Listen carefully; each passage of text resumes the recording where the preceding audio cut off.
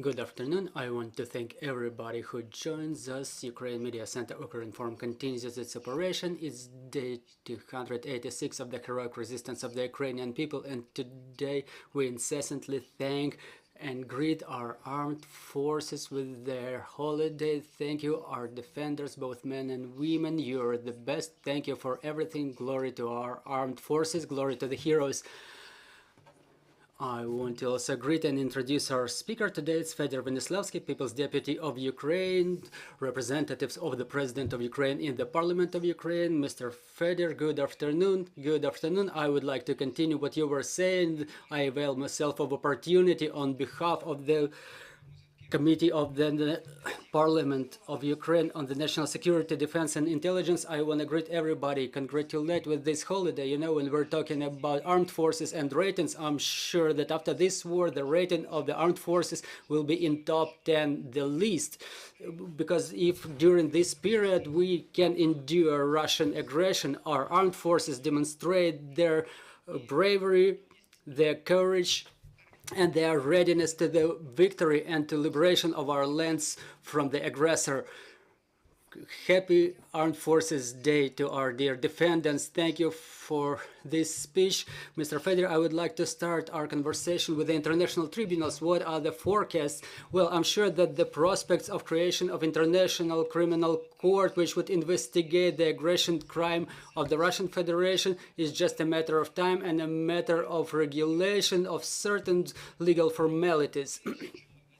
Still, the fact that this idea is being supported by the vast majority of the representatives of all the countries, the representatives of the United Nations, it convinces me that this idea will be implemented. And moreover, at the level of the office of the president, there is a number of proposals prepared for the creation of this court. Regulatory documents are prepared, and it's only being discussed if it will be created under United Nations or will it be the first precedent after the Second World War, which will be mirroring the Nuremberg Tribunal, or it will be more narrow format where the countries who support this idea will still be represented, but upon the agreement of the United Nations, but not under their governance, because we understand that there are many adherents of Russian Federation who try to block this process,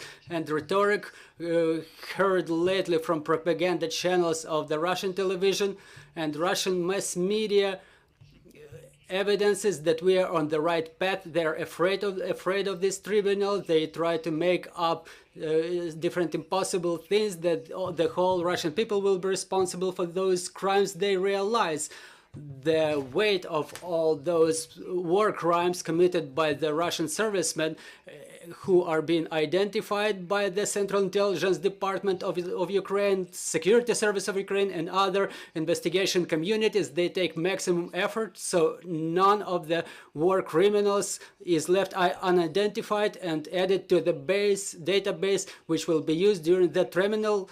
The tribunal will be created, and I'm convinced everything will be arranged. There is a huge support. No one will avoid responsibility for the barbarity and atrocities committed in Ukraine.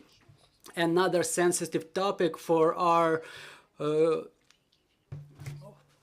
society, the prohibition of the activities of the Moscow-affiliated churches. We've seen all the resolutions of the government agencies. What are the further steps to be taken in that direction? Well, as an expert in constitutional law who devoted a large part of my life, the article of Ukraine of the Constitution of Ukraine 35, they admit the restriction of the people's restriction of the expression of their opinion. It can be restricted by the law for the purposes of security. So the law of Ukraine on religious organization, which is in effect since 1990, in fact, it was amended in the year 2018. I want to remind you there were amendments back in 2019, excuse me, that if the priests of some religious organizations are being brought to criminal liability for collaborationism. It's one of the additional grounds for restriction of the activity of a religious organization. If a priest who is official representative of a religious organization, if it commits any actions which are against the law, against the territorial unity and integrity and sovereignty of Ukraine, they will be criminally liable in criminal aspect, and religious organization will be restricted in court order. The resolution of the Council for National Defense and Security is in full compliance with the interests of the security of Ukraine. The defense of the territorial integrity and sovereignty of Ukraine is the top duty of the Ukrainian state.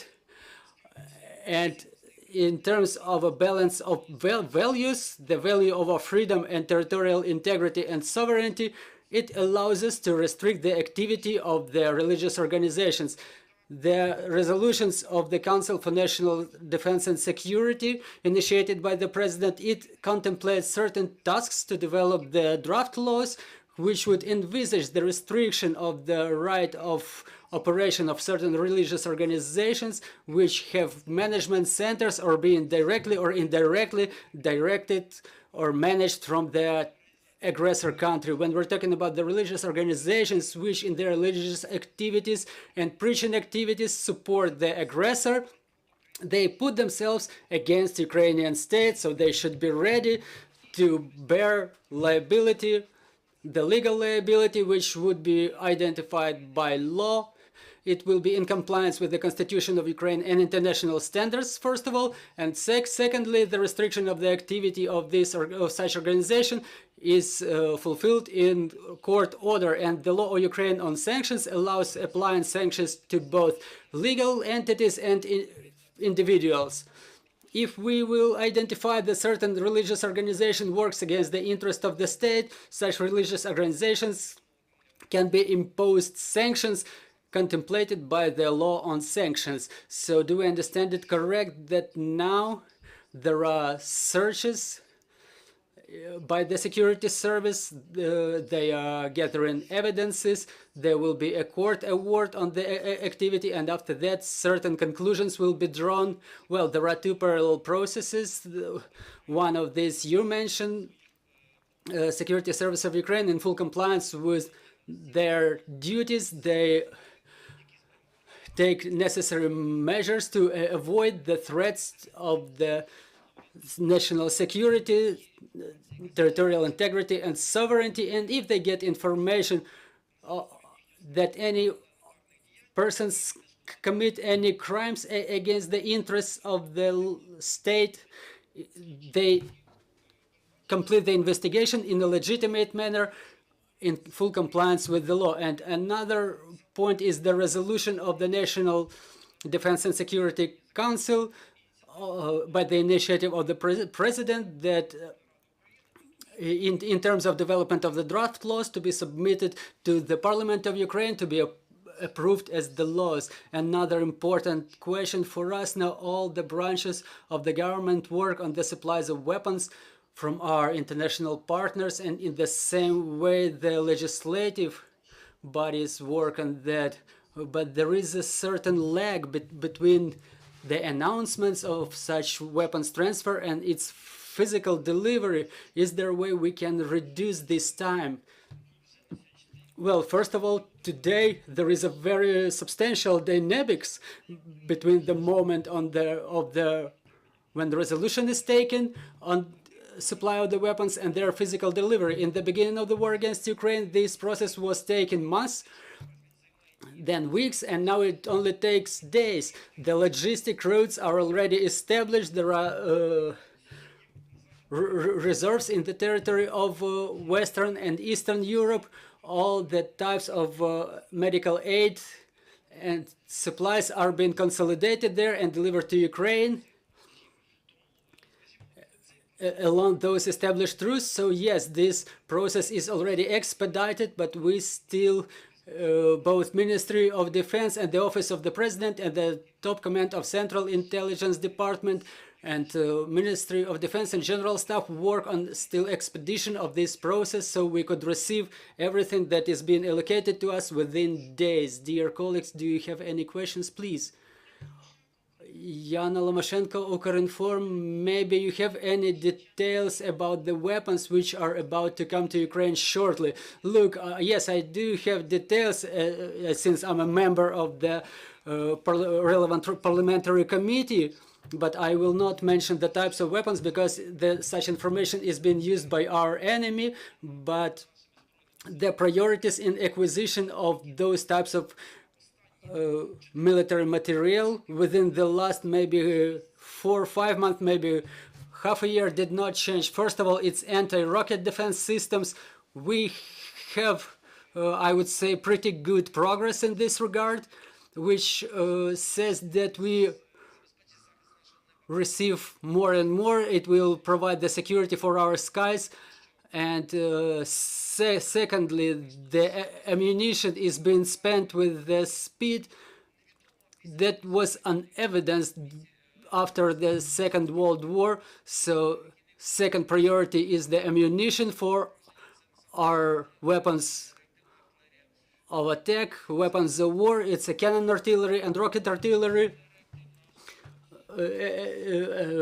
Specifically multiple launch rocket system with active warheads which damage the enemy precisely, and the next priority is something that will protect our defendants. Another question, in the business community, specifically in IT community, there is a question being discussed for the option of leaving of the employees abroad for business trips. For example, the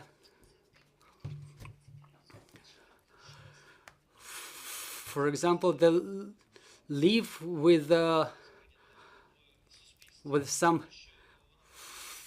financial support, financial deposit. Well, such initiative is not a bad mechanism, but it was perceived in different ways in different communities. We don't know if some companies have financial resource to provide the leave for such a business leave for their employees, but currently there are legitimate grounds which allow people to leave Ukraine. They're adding to the Shlach system, temporarily crossing of the border for acquisition of humanitarian help, support for the armed forces. So to say that there will be some deposit-based business trip mechanism implemented, it's a little bit too early so far. Another question, please. I would like to detailize about the students. Maybe there is some way developed for the students to live abroad for study. Well, it's quite a sensitive question. It's being discussed in parliament at the level of the government. There is no joint stance for the students to allow them to live for study in the educational institutions abroad. I was talking to the head of the border guard, Sergei Deineka, recently, and he provided the statistics that as soon as this idea for the Ukrainian students maybe become an option for the students to live, there was a mass appearance of the people at the age of the 40 who were pretending to be students. So I have information that in the Eastern Europe, some universities already built or expressed their readiness to establish such kind of business, to sell this student status from $500 to $800, for example, that they can sell the status as students for people to come and pay. But now our top priority is the defense of our country. I want to thank you, Mr. Fedir. Thank you for joining us in this studio. I will remind you, dear colleagues, joining us was Fedir Venislavskyi, the representative of the President of Ukraine in the Parliament and member of the Parliamentary Committee of Ukraine on National Security, Defense and Intelligence. Our team is working on preparation of the schedule for tomorrow. Bear with us and trust in our armed forces. Glory to Ukraine.